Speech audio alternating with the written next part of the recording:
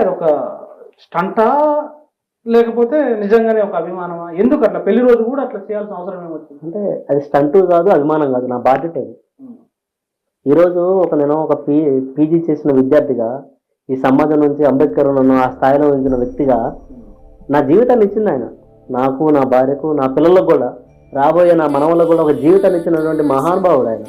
ఆయన యొక్క త్యాగాన్ని ఈ సమాజానికి పరిచయం చేయాలి. అందుకని ఏప్రిల్ 14న నేను పెళ్లి చేసుకుంది.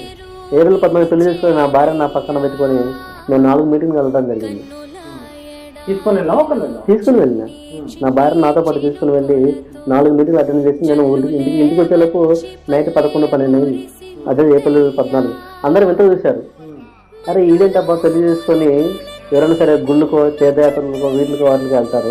కానీ ఇతను పెళ్లి చేసుకుని బాబాసాహెబ్ అంబేద్కర్ దగ్గర తీసుకెళ్ళి మీటింగ్‌లు తీసుకెళ్ళిందని చెప్పేసి చాలా రోజు తీసుకెళ్ళడం అంటే అది కొంచెం పెళ్లి చేసుకున్న మరుక్షణమే